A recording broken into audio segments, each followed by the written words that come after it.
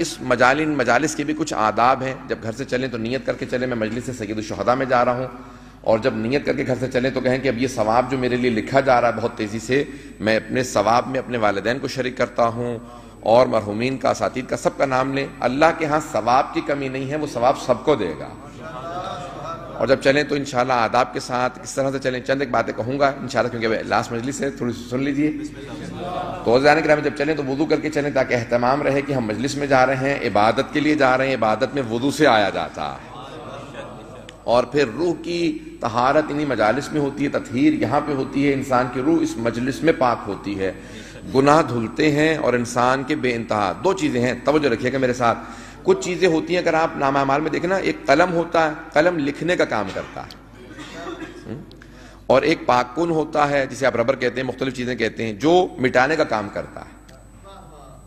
اگر پہنچ رہے ہو, کچھ چیزیں لکھنے کا کام کرتی ہیں, کچھ چیزیں پاک کرنے کا کام کرتی ہیں. کچھ ایسے نیکیاں ہیں جن سے آپ کے نامہ اعمال میں ثواب لکھے جاتے ہیں, کچھ ایسے نیک اعمال ہیں جس کی وجہ سے گناہ معاف کیے جاتے ہیں. اور کہا جاتا ہے کہ درود سب سے زیادہ جو ثواب ہے نا وہ صلوات کا ہے. صلوات میں یہ ہے کہ اس میں ثواب بھی لکھا جاتا ہے, گناہ بھی معاف کیے جاتے ہیں.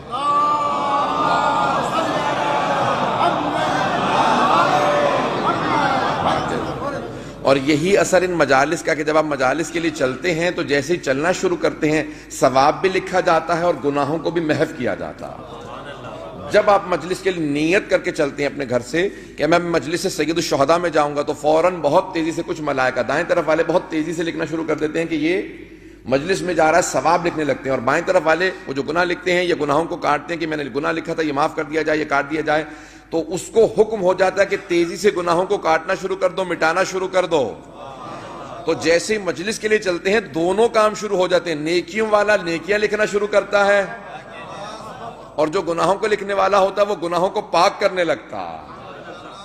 عزیزان گرامی, یہ مجالس ہیں, ان کے اثرات ہیں. اور اب کیا کریں کہ جب آ رہے ہوں تو دو باتوں کا خاص لحاظ رکھیں, دو باتوں کی تاکید کرنا چاہتا ہوں. ایک تو راستے میں یا تو اہل بیت پہ درود بھیجتے ہوئے آئیں, صلوات بھیجتے ہوئے آئیں, اور جاتے میں بھی صلوات بھیجتے ہوئے جائیں, کیونکہ آتے میں بھی عبادت کر رہے ہیں, جاتے میں بھی عبادت کر رہے ہیں. بہت سے لوگ بعض اوقات ثواب کو ضائع کرنے لگتے ہیں, الٹے سیدھے تبصرے شروع کر دیتے ہیں, جس کی ایسے بعض اوقات باتیں ضائع ہو جاتی ہیں, وہ جو انسان کا ثواب لکھا ہوتا ہے. اور بہت سے لوگ کہتے ہیں بھئی ہمیں تو گناہوں کی عادت پڑ چکی ہے, اب اتنا ثواب, اتنی لمبی فہرست کون لے کے جائے, تو پھاڑ پھوڑ کے پھینک کے جائیں. وہ شروع کر دیتے ہیں غیبتیں کرنا, تو غیبت کی وجہ سے وہ اتنی جو لمبی ان کو کتاب ملی ہوتی ہے ثواب کی, وہ ضائع ہونا شروع ہو جاتی ہے. بات واضح ہو رہی ہے؟ زیادہ بری تو نہیں لگ رہی ہے؟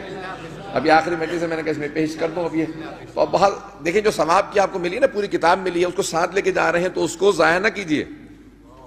جس کی آپ غیبت کر رہے ہوتے ہیں نا, اگر مومن ہو, اہل ایمان ہو, عزادار ہو, تو سارا ثواب اسے منتقل ہو جاتا ہے. اب جسے آپ نقصان پہنچانا چاہ رہے ہوتے ہیں اسی کو فائدہ پہنچا رہے ہوتے ہیں.